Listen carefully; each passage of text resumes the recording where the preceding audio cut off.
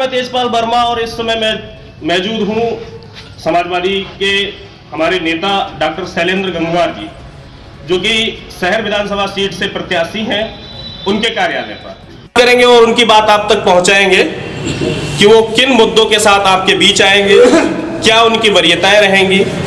सबसे पहले तो इस क्रम में डॉक्टर साहब आपको बहुत बहुत स्वागत है। बहुत बहुत धन्यवाद। नमस्कार सभी को।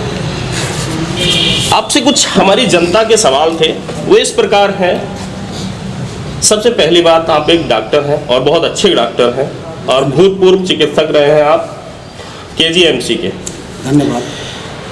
अब राजनीति को क्यों चुना? आपको मेरे शैक्षणिक योग्यताओं की मैं पूरी जानकारियों से सबसे पहले आपको अपडेट करा दूँ। जी जी।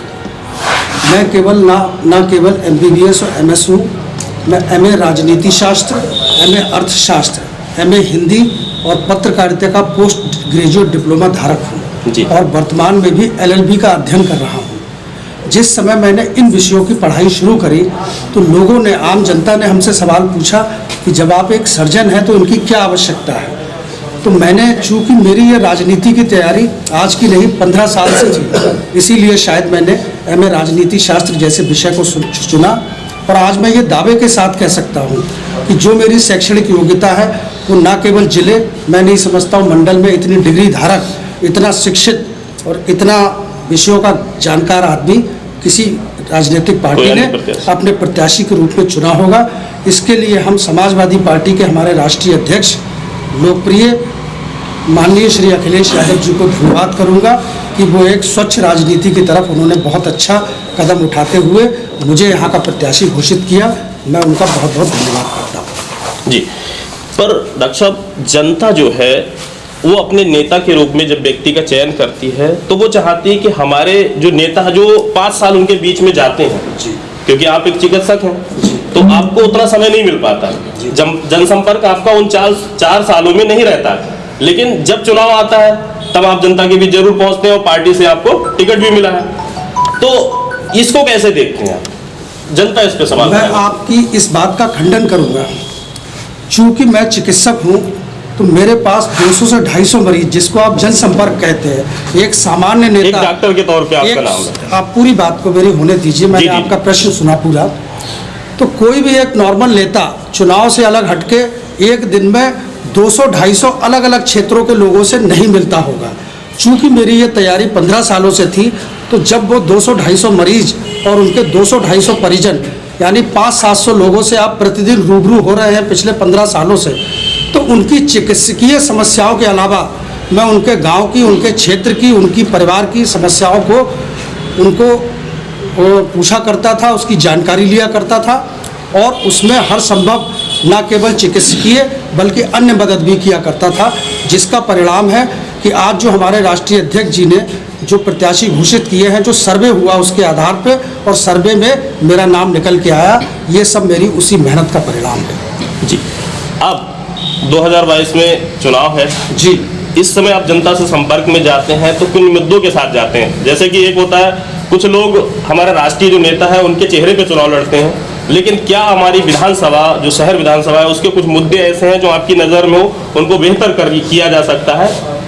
कैसे मुद्दे हैं जो आप संपर्क में जाते हैं? तब शहर के जो मुद्दे, स्थानीय मुद्दों की अगर अपने विधानसभा की बात करूं तो यहाँ शिक्षा की बड़ी दयनीय स्थिति, स्वास्थ्य सेवाओं की बड़ी दयनीय स्थिति, रोडों की बड़ी दयनीय स्थिति, और उनसे बढ़ के हम लोग बहुत सारे ऐसे मुद्दे हैं, चाहे हमारा भरा पचपेड़ा औद्योगिक क्षेत्र की बात हो, चाहे मझोला चीनी मिल चलाने की बात हो, चाहे मिरी बाईपास की बात हो।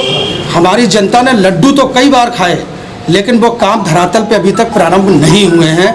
ये सब हमारे मेन मुद्दे हैं और हमारा प्राथमिक, हम जनता के बीच जाते हैं तो उनसे कहते हैं कि जो पुरानी हमारी चीज़ें हैं जो दुरुस्त हाल में नहीं हैं, सबसे पहला काम उनको दुरुस्त करने का करूँगा और फिर नए संस्थानों की स्थापना, ताकि हमारे स्थानीय लोगों को रोजगार और शिक्षा और स्वास्थ्य और जाम, सड़क और बहुत सारी मूलभूत जो ज़मीनी समस्याएं हैं उनसे निजात मिले। इन मुद्दों के साथ मैं जनता के बीच जाता हूँ। यदि मान लीजिए चुनाव में आप जीत जाते हैं जी, एक विधायक बनते हैं जी, एक तरफ आप डॉक्टर हैं, उस पेशे से अगर आपके पास 2 मरीज हों जिनका आपको इलाज करना वो बहुत जरूरी है, और वहीं 4 आपके कार्यकर्ता जिन्होंने आपका सहयोग किया, या आपके जो विधानसभा क्षेत्र पे आई है जनता है जिनको आपकी राजनीतिक तौर पे मदद चाहिए, दोनों में से पहले किसको चूज करोगे? चुनाव जीतने के बाद मैं अपने अस्पताल में हमारे आउटसोर्सिंग से हमारे जो मित्र हैं जो डिफरेंट अस्पतालों में काम करते हैं, प्रत्येक डॉक्टर अपना स्वयं का अस्पताल नहीं बना सकता है, तो मेरे ऐसे तमाम मित्र उनको मैं अस्पताल में बैठाल के उन्हीं नीतियों उन्हीं सिद्धांतों पे जिन पे 15 साल मैंने आदमी के दर्द को समझते हुए डॉक्टरी की है, मैं ऐसे लोगों को वहाँ बैठाल के डॉक्टरी का काम वो लोग करेंगे और मैं राजनीति अपने क्षेत्र की जनता की समस्या, उस समय मेरा चिकित्सा से कोई लेना देना नहीं होगा, किंतु मेरी डॉक्टरी की जो हिप्पोक्रेटिक ओथ जो हमें शपथ देती है कि आप कुछ भी कर रहे हो, छतरी चौराहे पे भी कोई एक्सीडेंट होके अगर कोई पड़ा हुआ है तो कोई कुछ भी हो जाए, सबसे प्राथमिकता हमारी जान की होगी, अदरवाइज हम अपने अस्पताल में बैठने के लिए अन्य पैनल के डॉक्टरों की नियुक्ति करेंगे। बहुत अच्छी बात है डॉक्टर साहब, लेकिन थोड़ा सा पीछे जाएंगे, हम जानना चाहेंगे जैसे अभी कोरोना काल चल रहा था जी, कुछ जो आपके माध्यम से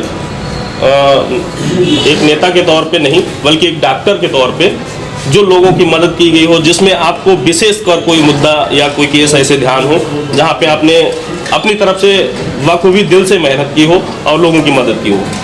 ये प्रश्न मुझसे ना पूछ के अगर हमारे क्षेत्र की जनता से पूछा जाए तो वहाँ भी जाएंगे सर।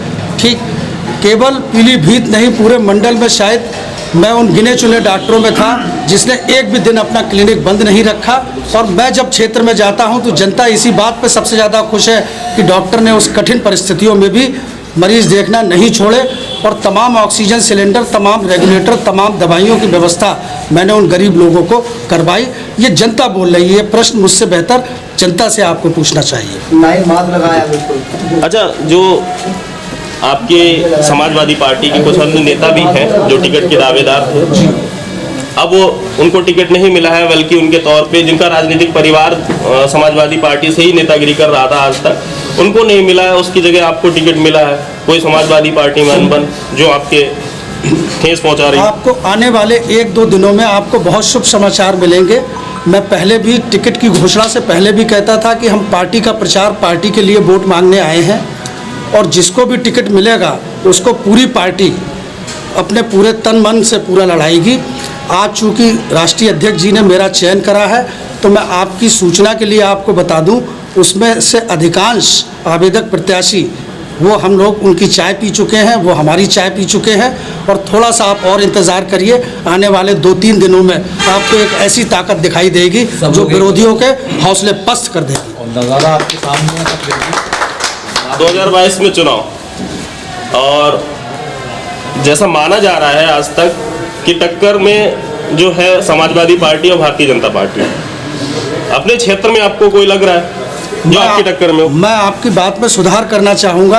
आपने कहा कि टक्कर में समाजवादी पार्टी और भारतीय जनता पार्टी है, मैं कहता हूँ कि लखनऊ मेरा लगातार इधर रहना हुआ, कोई नहीं है टक्कर में।